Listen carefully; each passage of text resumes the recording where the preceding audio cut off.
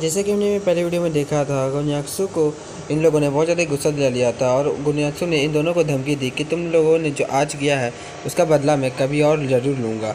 ये बोल के वो चला जाता है और ये दोनों तो पूरा डर गए होते हैं। तभी हुयान बोलती है डरने की कोई ज़रूरत नहीं है, अगर अगर ये कुछ होगा भी नहीं तो मेरे पास एक बैकअप प्लान है। और ये सुनते के साथ तो लू जिनसु भी बोलता है कौन सा बैकअप प्लान। तभी उनके रूम में कोई कैमरा लेके घुस जाता है और बोलता है मैं आ चुका हूँ मिस चिंगली। उसके बाद वह जो लड़का होता है वो बोलता है मैंने सब कुछ अच्छे से रिकॉर्ड किया है, जो भी यहाँ पर कुछ हुआ है मिस हूँ, आपका बहुत बहुत ज़्यादा ही शुक्रिया। फिर हमें पता चलता है ये लड़का और कोई नहीं एक रिपोर्टर होता है। तभी हुयान उसी रिपोर्टर को बोलती है जहाँ पर जो भी कुछ हुआ तुम उसे ब्रेकिंग न्यूज़ में लगवा देना और अपनी एजेंसी को भी बोल देना कि इस वीडियो को लगाने से उनका बहुत बड़ा फ़ायदा होगा। ये सुनते के साथ तो वो रिपोर्टर भी स्माइल करते हुए बोलता है ऑफ कोर्स, आप जैसा बोल रहे हैं वैसा ही होगा। और कल के अखबार में तो ये वर्ड तो हेडलाइन में रहेगी कि एक रॉयल प्रिंसेस को दुनिया के सबसे बड़े रिचेस्ट मैन ने धोखा दिया, जो प्रेसिडेंट है वो भी गॉन कॉरपोरेशन के। आपका इस बारे में क्या ख्याल है, ये सही रहेगा? ये सुनते के साथ तो हुयान भी स्माइल करते हुए बोलती है इतना भी बुरा नहीं है, लेकिन मेरी बस एक ही रिक्वेस्ट है आपसे, आप जितना चाहे उतना ही इस वीडियो में एडिटिंग कर सकते हैं, जितना आप चाहें।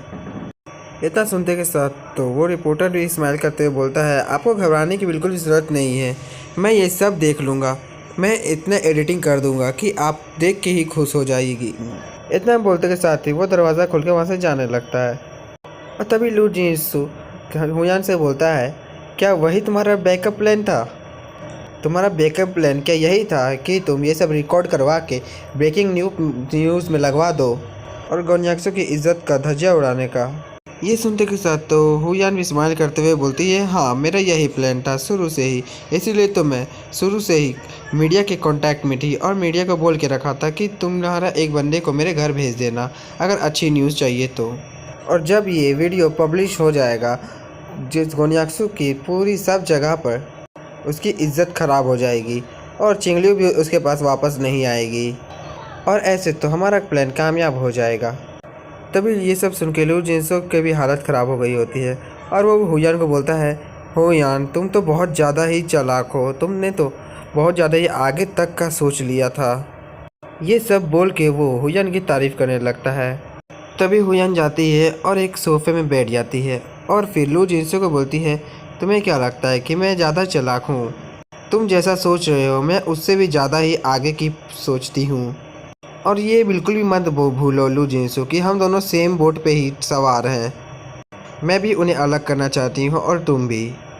और अगर मैं ये सब नहीं करूँगी तो फिर गोन्याक्सु चिंगलियो को मना लेगा और फिर चिंगलियो तो वापस आएगी नहीं ना तुम्हारे पास और ना गोन्याक्सु मेरे पास आएगा, इसलिए मुझे ये सब करना पड़ रहा है। तभी लू जिनसु ये सब सुनते के साथ ही उसके पसीने छूट गए होते हैं। तभी वो हुयान को बोलता है अच्छा ठीक है, अब मुझे तुमसे ज़्यादा कुछ नहीं कहना है, हमारा काम हो चुका है तो अब मैं यहाँ से जाता हूँ। इतना बोलते के साथ ही लू जिनसु वहाँ से जाने लगता है।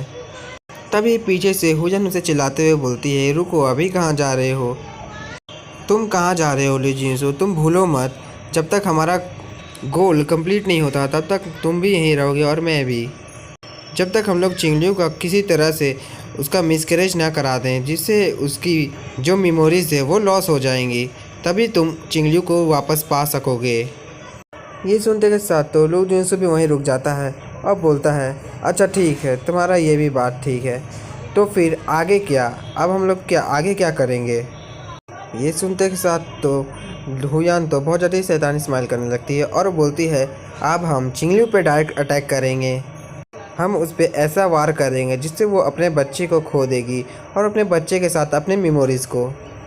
अटैक के बारे में सुनते के साथ तो लू जिनसु पूरी तरह से घबरा जाता है और वो बोलता है तुम्हारे कहने का क्या मतलब है चिंगलियो पे अटैक करेंगे? क्या तुम चिंगलियो को मारना चाहती हो? क्या तुम पूरी तरह से पागल हो चुकी हो?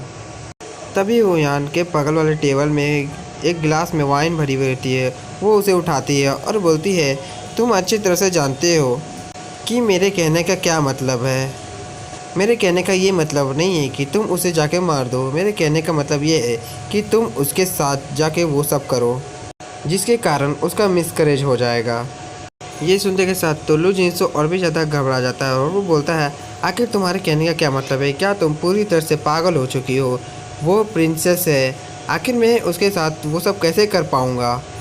तभी हुयान सोफे से उठती है और आगे बढ़ के लू जिनसे के कंधे पर हाथ रखती है और बोलती है, चिंग लियू और गोन्याक्सू के बीच में फ़ाइट चल रही है, जिसके कारण मुझे लगता है कि चिंग लियू जो है गोन्याक्सू के घर से जल्द ही निकल जाएगी और जब वो निकल के दूसरी जगह जाएगी तभी हमारे पास मौका होगा अपने प्लान को अंजाम देने का। ये सुनते ही लू जिनसू थोड़ा सा सीरियस होता है और वो बोलता है, अच्छा तो ये है तुम्हारा फाइनल गोल, तुम उसे उसी के घर से निकलवाना चाहती हो, क्या मैं सही हूँ? ये सुनते के साथ तो हुयान आगे बढ़ती है और लू जिनसू के कान में बोलती है, हाँ तुमने सही समझा, और अगर तुमने मेरी मदद नहीं की तो तुम जानते ही हो कि मैं उससे कितना ज़्यादा ही नफ़रत करती हूँ, तो मैं उसे जान से मरवाने की पूरी कोशिश करूँगी। अब ये सिर्फ तुम्हारे हाथों में है, क्या तुम ज़बरदस्ती उसके साथ वो सब करोगे या फिर मैं उसे कहीं ना कहीं से मरवा दूँ? ये सुनते के साथ लू जिनसू बहुत ज़्यादा ही गुस्सा हो जाता है और वो दूर हटते हुए उसे बोलता है, मुझे लगता है कि तुम अपना माइंड खो चुकी हो, तुम पूरी तरह से पागल वाली बातें कर रही हो। चिंगलियू अभी प्रेग्नेंट है, क्या तुम्हें इस बारे में बिल्कुल नहीं पता है? ये सुनते के साथ तो हुयान शैतानी स्माइल करते हुए लू जिनसू को बोलती है, अच्छा तो तुम क्या चाहते हो कि वो तुम्हारी कभी ना हो? अगर हम उसके बच्चे को मार देंगे तो उसका मेमोरीज अपने आप ही चला जाएगा, और एक बार जब वो अपनी मेमोरीज़ को खो देगी तब तो उसे ये सब बिल्कुल भी याद नहीं रहेगा कि तुमने उसके साथ क्या किया था। फिर तो तुम उसका फ़ायदा अच्छी तरह से उठा सकते हो लू जिनसू। ये सुनते के साथ तो लू जिनसू भी हुयान को बोलता है, मैं अपने शब्द वापस लेता हूँ, मैंने जो भी तुम्हें बोला था कि तुम चालाक हो, तुम पूरी तरह से गिर चुकी हो और पूरे ही तरह से गोन्याक्सू के प्यार में पागल हो चुकी हो। तुम क्या बोल रही हो, तुम्हें खुद ही पता नहीं है। ये बोलते के साथ ही लू जिनसू वहाँ से जाने लगता है। तभी हुयान पीछे से बोलती है, मुझे पता है कि तुम ये काम ज़रूरी करोगे क्योंकि तुम भी मेरे जैसे ही हो, एकदम गिरे हुए। और ये सब सुनते के साथ तो लू जिनसू को भी गुस्सा आ रहा होता है और वो बोलती है, ये हुयान पूरी तरह से पागल हो चुकी है, ये चिंगलियू को मरवाना चाहती है। अब तो मुझे पछतावा हो रहा है कि मैं इसके साथ मिलकर क्यों काम कर रहा हूँ।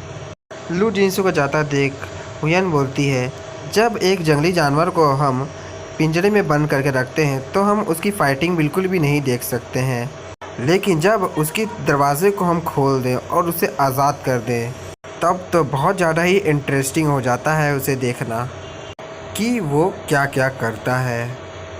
फिर हमें लू जिनसू को दिखाया जाता है जो बाहर आ चुका होता है और किसी को कॉल करता है और बोलता है, बहुत सारे बंदों को इकट्ठा करो, मुझे कुछ काम है, और जब मैं तुम्हें फ़ोन करूँगा तब उन बंदों को मेरे पास भेज देना, मैं उन्हें जहाँ जाने को वो कहूँगा वो वहाँ चले जाएंगे।